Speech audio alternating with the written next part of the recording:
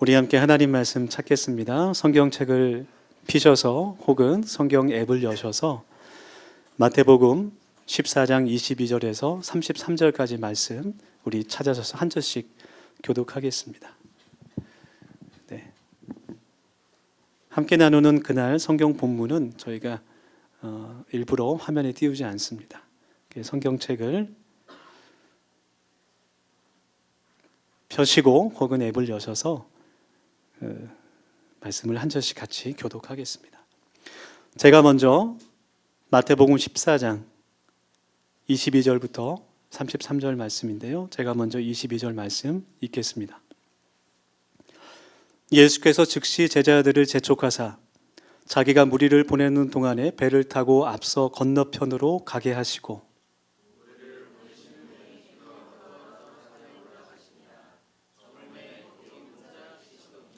배가 이미 육지에서 술이나 떠나서 바람이 거스름으로 물결로 말미암아 고난을 당하더라.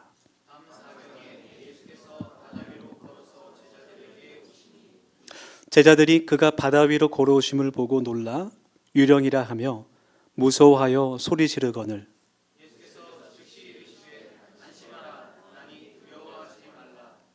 베드로가 대답하여 이르되 주여 만일 주님이시거든 나를 명하사 물 위로 오라 하소서 하니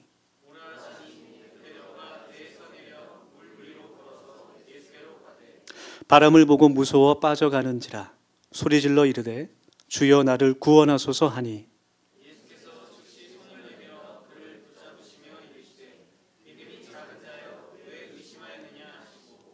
배에 함께 오름에 바람이 그치는지라 다 같이 배에 있는 사람들이 예수께 절하며 이르되 진실로 하나님의 아들이소로이다 하더라. 아멘.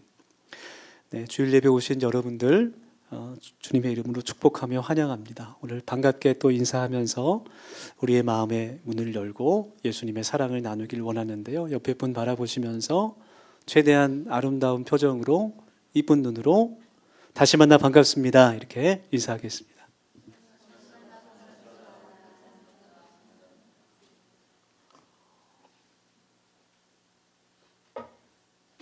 예배는 하나님을 만나는 자리입니다. 우리가 찬양과 또 말씀을 통해서 기도를 통해 하나님께 우리 마음을 드리고 또 하나님께서 또 성경 말씀을 통해서 우리들에게 주시는 말씀을 마음에 새기며 또 그 말씀을 붙잡고 예수님을 믿는 하나님의 자녀로 살아갈 수 있는 복된 우리 더세움 가족들이 되기를 간절히 원합니다.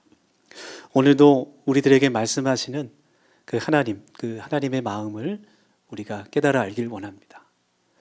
최근에 왕가 사는 남자라는 영화가 이제 화제죠. 제가 검색해 보니까 어제까지 1622만 명이 시청을 했어요. 안타깝게 저는 아직 보지 못했는데 1457년 조선 단종이 영월에 그 청령포 유배 생활을 했던 것을 실화를 바탕으로 만든 영화입니다. 그래서 어린 나이에 폐위됐던 왕 이홍위와 그를 지키는 춘장 엄엉도의 스토리를 이제 각색해서 만든 영화인데요. 이 영화를 만든 감독이 장항준 감독입니다. 저는 이 영화는 아직 보지 못했지만 그 장항준 감독이 그 전에 만들었던 영화가 있는데 그 영화는 봤던 기억이 있어요. 리바운드라는 그런 영화인데 왕사람이 인기를 좀 끌면서 최근에 다시 개봉을 한 그런 영화이기도 합니다. 이 리바운드라는 영화도 실화를 바탕으로 만든 영화인데 1912년에 전국 중고교 농구 대회가 있었는데 단 6명의 선수만 이끌고 출전했던 정말 전국 최약체로 꼽혔던 부산중앙고가 우여곡절을 거치면서 결국 준결승까지 올라갔던 그 이야기를 영화로 만들었어요. 이 영화를 만들 때 2023년에 개봉했는데 영화의 그 줄거리를 그 실화를 들은 것이 2028년이라 그래요. 그래서 영화를 만들 때 그 당시에 이제 인터뷰 장항동 감독이 인터뷰한 내용을 기사를 봤는데 주위에서는 다 말렸다고 합니다. 한국에서 특히 스포츠 영화, 그 중에서도 농구 영화로 성공한 적이 한 번도 없대요. 왜 그렇게 어려운 길을 가려고 하느냐? 주위에서 많이 말리기도 하고. 근데 그 감독은 이 스토리를 들었을 때 이제 피가 끓는 듯한 느낌을 가지면서 이 이야기가 이제 관객들하고 소통할 수 있는 감동을 충분히 줄 수 있는 이야기라고 생각을 했던 것이죠. 그래서 아무도 가보지 않은 길이지만 용기를 내서 갈 수 있었다. 그렇게 얘기를 했습니다. 투자자를 모으는데 투자자가 잘 모이지 않고 배우를 섭외하는데도 많은 어려움을 겪고 중간에 한번 촬영이 중단된 적도 있다 그래요. 영화를 만들고 2023년에 개봉을 했는데 70만 명이 영화를 봤습니다. 큰 실패를 거뒀습니다. 그때 굉장히 속상해서 집에서 막 혼자 울었다 그래요. 우는데 가족이 함께 울어주어서 힘이 났다라고 했습니다. 누구나 다른 사람이 가보지 않은 길을 걸어갈 때, 특별히 처음으로 가는 길을 갈 때는 두려움과 걱정이 마음에 가득합니다. 우리 모두 다 불안의 시대에 살아가고 있는 것 같아요. 네. 전쟁 때문에 온 세계가 혼란에 빠졌고, 또 하루가 다르게 발전하는 그 기술 AI 시대에 살아가고 있는 우리가 불안할 수밖에 없죠. 그러니까 이제는 그 많은 전문가들이 5년 뒤에, 10년 뒤의 세상을 예측할 수 없다 그렇게 얘기를 해요. 이전에는 그래도 어느 정도 5년 뒤, 10년 뒤가 예측이 가능한 세대였는데 지금은 그 발전 속도가 너무 빠르다 보니까 이제 5년 뒤, 10년 뒤에 어떤 세상이 펼쳐질지, 우리 자녀들이 어떠한 세상을 살아가게 될지 예측하는 것이 너무 어렵다는 겁니다. 지금 내가 하고 있는 일을 계속 할 수 있을지, 5년 뒤에도 이 직업을 계속 유지할 수 있을지 불확실한 세대에 우리가 살고 있다라는 것이죠. 특별히 우리 청년 세대들이 참 많이 어려운 것 같아요. 오늘 함께 읽은 이 마태복음의 성경 본문을 묵상해 보면 지금 예수님의 제자들도 큰 두려움과 불안 가운데 빠져 있는 것을 보게 됩니다. 갈릴리 호수를 건너가다 한밤중에 갑작스럽게 만난 풍랑으로 인해서 겁에 질려 있었던 그런 상황이죠. 오늘 우리가 이 말씀을 같이 나누면서 예수님께서 모든 것이 불확실한 그런 상황이지만 그런 고난 가운데서 우리가 들을 수 있는 예수님의 음성이 있어요. 그리고 그런 풍랑 가운데서만 만날 수 있는 예수님이 있습니다. 그리고 그런 고난 가운데 우리의 손을 잡아주시는 예수님의 손을 바라볼 수 있기를 간절히 원합니다. 오늘 우리가 함께 읽은 이 성경 말씀은 이제 오병이어라는 기적 후에 일어난 사건을 기록하고 있습니다. 예수님께서 많은 사람들에게 말씀을 전하실 때 굶주리고 배고픈 그 사람들을 위해서 보리떡 5개와 물고기 2마리로 남성만 5,000명 넘는 그 사람들을 배불리 먹이신 사건이었어요. 그 사건 후에 예수님을 왕으로 삼으려는 사람들이 있어서 주님은 산으로 기도하러 올라가셨고 예수님의 제자들도 미혹당할까 걱정하시는 마음에 다시 갈릴리 바다 건너편으로 가게 하십니다. 그런데 그 갈릴리 호수 한가운데서 배를 타고 가던 제자들이 갑자기 풍랑을 만나게 됩니다. 평생을 어부로 살았던 그 제자들, 얼마나 많은 경험을, 고난을 바다에서 겪었겠어요? 네, 웬만한 파도에는 눈도 꿈쩍하지 않을 것 같은데 그런 그 평생 어부로 살았던 제자들도 정말 죽을 것 같은 그런 풍랑이 바다 가운데 갑자기 찾아왔습니다.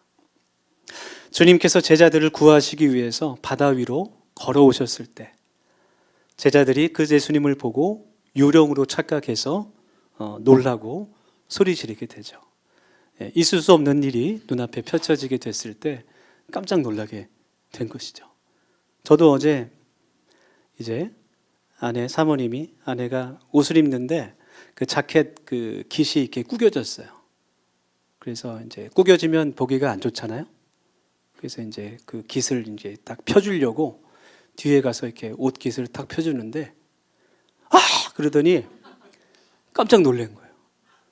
예, 유령인 줄 알았나 봐요. 그래서 내니 두려워 말라 이렇게 했다가 안 좋은 소리를 들었습니다. 너무 놀란 거죠. 베드로도 이제 예수님을 향해서 주님, 나도 바다 위를 걷게 해주십시오. 그렇게 말했습니다. 주님께서 허락하셨을 때 물 위로 걸어오던 베드로가 주님을 계속 바라봐야 되는데 주님을 바라보지 못하고 다시 그 깊은 물길을 바라봤을 때 베드로를 사로잡던 두려움과 걱정이 그를 다시 물에 빠지게 했습니다. 주님 살려달라고 소리쳤을 때 주님께서 그 손을 붙잡아 주시며 믿음이 적은 자여 왜 의심했느냐 말씀하시죠. 주님께서 배 위에 오르셨을 때 모든 풍랑이 그쳤고 제자들은 예수님을 하나님의 아들로 그리스도로 구세주로 다시 고백했습니다. 오늘 이 말씀을 통해서 주님께서 우리들에게 들려주시는 그 말씀은 첫 번째로 우리가 언제나 주님께서 우리를 바라보고 계신다는 것을 잊지 않아야 된다라는 거예요.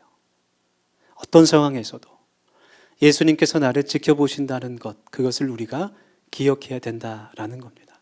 그것이 우리의 삶에 얼마나 큰 위로가 되는지 모르겠어요. 같은 내용이 기록되어 있는 마가복음 14장의 말씀 화면에 있습니다. 제가 읽겠습니다. 마가복음 6장 48절의 말씀인데요. 바람이 거스름으로 제자들이 힘겹게 노 젓는 것을 보시고 밤 4경쯤에 바다 위로 걸어서 그들에게 오사 지나가려고 하시매.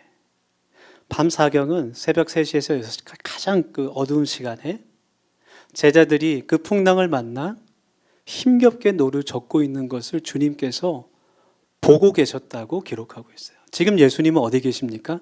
산 위에 올라가서 기도하고 계세요. 그런데 예수님께서 제자들이 그 한가운데 갈릴리 호수 한가운데서 고생하고 있는 것을 지켜보고 계셨다는 말씀입니다. 마치 눈동자가 그들을 지키는 것처럼 사랑의 눈으로 그들을 보고 계셨습니다. 여러분, 주님께서 우리와 함께 하십니다. 할렐루야. 주님께서 늘 우리와 함께 하신다는 것을 우리의 감정과 이성이 아닌 하나님의 말씀을 의지해서 우리가 그것을 믿을 수 있는 거예요.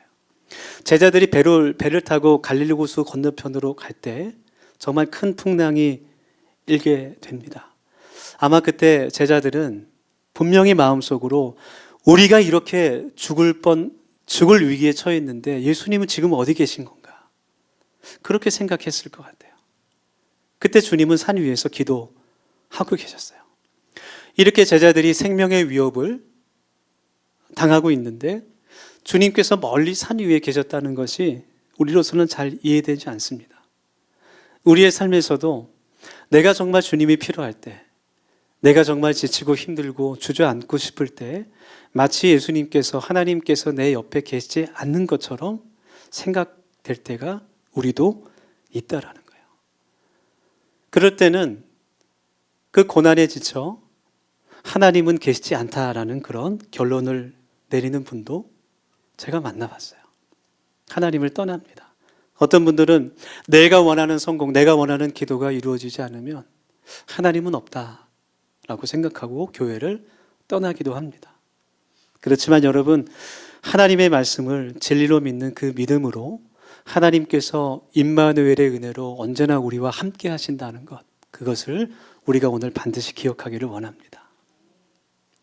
어떤 목사님이 한평생 목회를 하시다가 이제 은퇴를 하시고 좀 몸이 안 좋은 느낌이 있으셔서 건강검진을 받으셨어요. 그분이 정말 너무 바쁘게 하나님의 일을 헌신하시다 보니까 잘 챙기지 못하고 건강검진도 잘 못 받으신 것 같아요.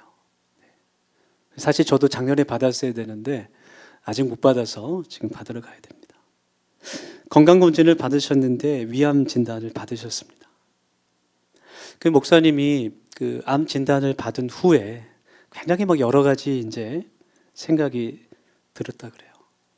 정말 평생 동안 힘들게, 어렵게, 때로는 중간에 여러 가지 유혹이 있었지만 그래도 하나님 보시기에 정직하게 헌신하며 목회했는데, 이제 내 인생의 마지막 스텝에서 이 암에라는 병에 걸린 것이 정말 너무나 또 억울하기도 하고 슬프기도 하고 너무 괴로웠다는 거예요. 그래서 하나님을 원망하게 되고, 네. 여러분, 어떻게 목사님이 하나님을 원망할까라고 생각할 수 있지만 우리가 그 마음을 다 헤아릴 수 없죠. 정말 하나님이 살아 계신 걸까? 하나님이 계시다면 내가 왜 이런 병에 걸리는 걸까?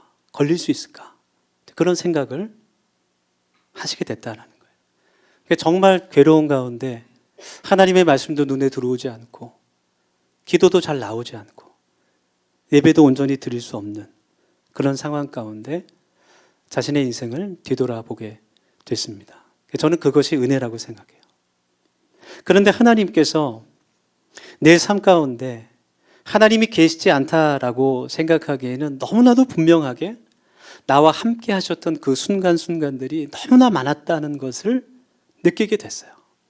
하나님께서 나를 인도하셨고, 나를 도와주셨고, 나와 동행하셨고, 나와 함께 하셨던 그 순간순간들이 생각났다라는 것이죠.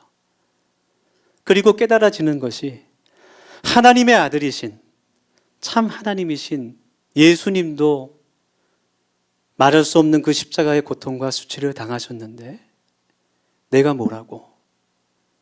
나도 얼마든지 이러한 힘든 고난을 만날 수 있는 평범한 사람이라는 것을 고백하게 됐다라는 거예요. 내가 아프지 않고 내가 병에 걸리지 않아야 할 이유가 없다라는 것이죠. 그리고 결국 하나님 앞에 나아가 하나님께 감사드리면서 지금은 암 환자들을 돌보는 사역을 하고 계십니다. 여러분, 우리가 성경을 읽어보면 우리가 좋아하는 그런 믿음의 사람들, 믿음의 위인들은 대부분 고난의 사람들이었어요. 다윗과 요셉, 모세의 인생을 보면 그 인생은 고난의 연속이었습니다. 그러나 동시에 하나님의 은혜의 연속이기도 했습니다. 성경은 하나님을 믿는 사람들은 모든 고난을 피할 수 있고 모든 길이 행복하고 형통하다고 말하지 않아요. 오히려 고난을 당하는 가운데 하나님께서 피하기를 내주시고 견딜 수 있는 힘을 주시는 은혜의 하나님인 것을 증거하고 있는 것입니다. 오늘 성경 말씀에서도 주님께서 산에서 기도하시면서 그의 사랑하시는 제자들을 바라보시는 것을 우리가 보게 되죠. 멀리 계신 것 같지만 주님의 마음과 눈이 늘 그 사랑하시는 제자들을 향해 있었습니다.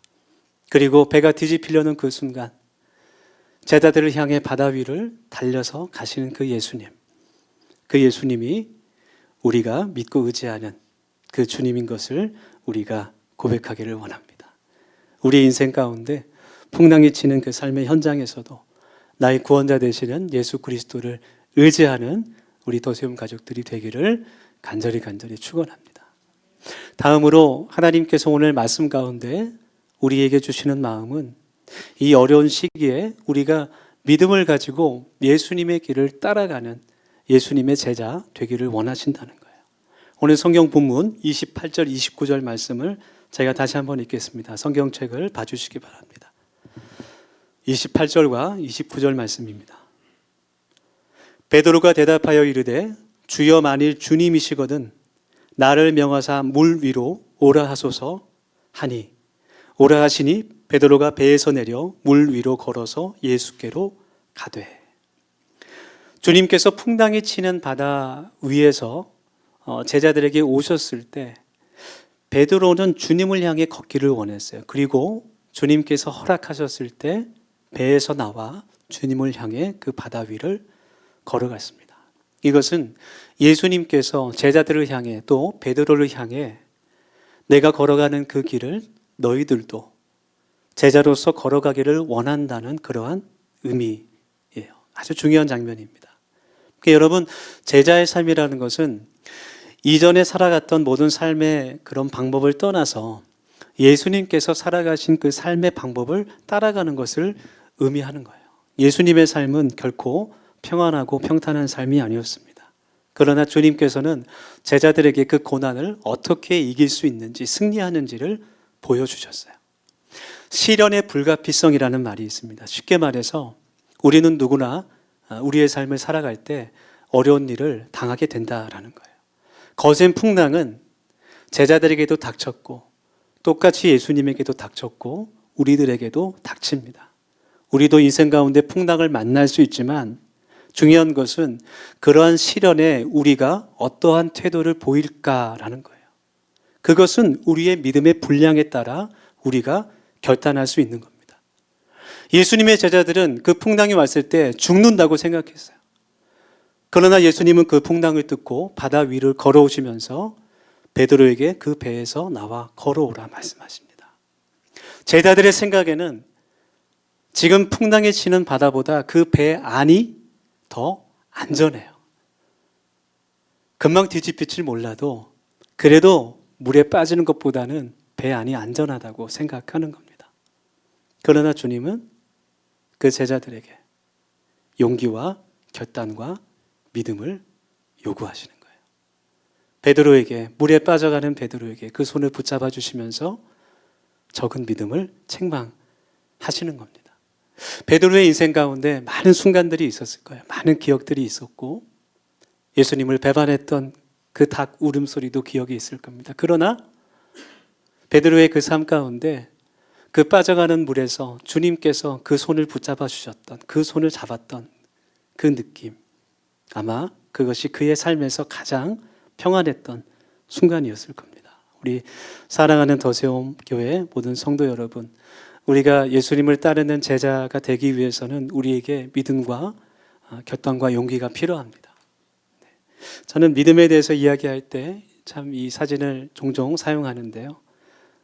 믿음을 잘 표현해 주는 사진인 것 같아요. 패럴림픽 그 장애인 올림픽 육상 경기에서 시각 장애인들이 육상 경기를 하는 장면입니다. 앞이 보이지 않는 그 시각 장애인이 있는 힘을 다해 뛸 수 있도록 옆에서 같이 띄워주는 그 사람을 가이드 러너라고 불러요. 이 가이드 러너는 시각장애인 그 육상 선수보다 더 빨리 달릴 수 있는 사람이어야 됩니다.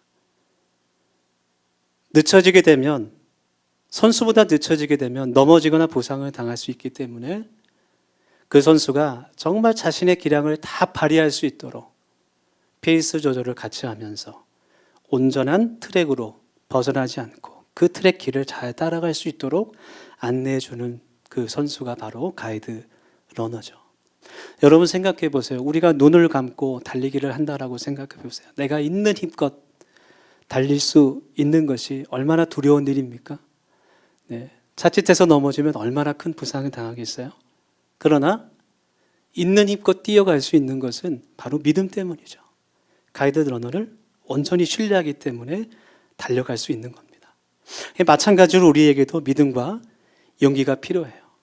베드로가 믿음으로 살기 위해서 주님의 제자처럼 한번 예수님처럼 살아보려고 그 배 밖으로 나가 예수님 향해 걸어갔던 것처럼, 그러나 실수와 실패가 있었을 때 주님께서 그 손을 붙잡아 주셨던 것처럼 지금도 우리 주님께서 우리의 손을 붙잡아 주실 것을 믿습니다. 우리의 삶을 통해 주님은 하나님의 아들이시오 그리스도이십니다 라는 고백이 날마다 고백되어지기를 간절히 원합니다. 우리의 삶의 모든 풍랑 가운데서 예수님께서 우리들에게 제자의 길을 살아라 말씀해 주십니다.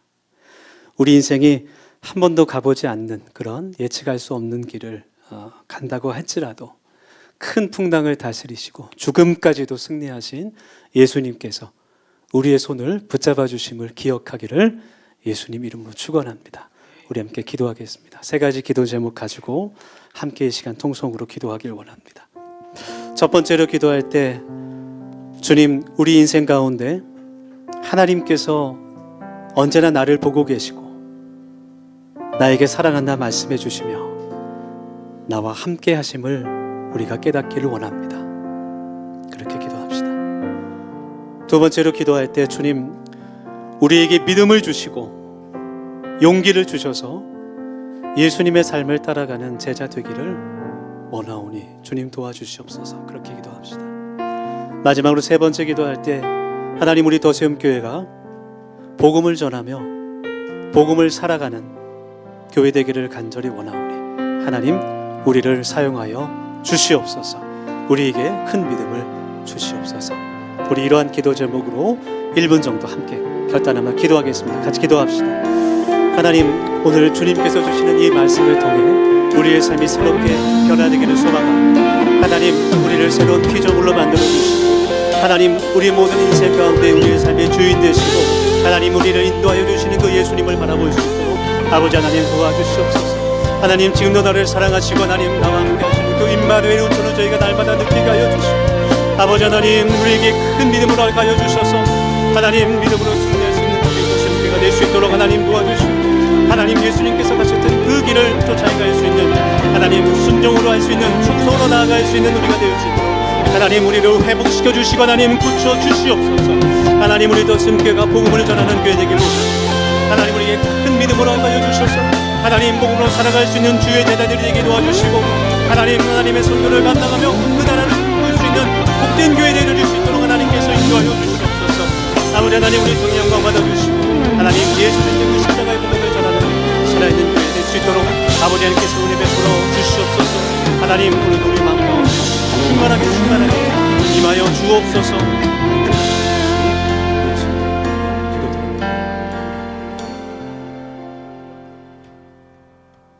하나님, 이 시간 우리에게 성령으로 찾아오셔서 우리의 갈 길을 비춰주시옵소서. 예수님께서 먼저 가신 그 순종의 길, 섬김과 충성의 길을 쫓아 행하는 우리 모두가 되게 하시고 인생 가운데 만나는 어려움 중에서도 주님의 손을 붙잡고 승리하게 주님 함께하여 주시옵소서. 임마누엘의 은총으로 인도하여 주옵소서. 예수님의 이름으로 감사하며 기도드립니다.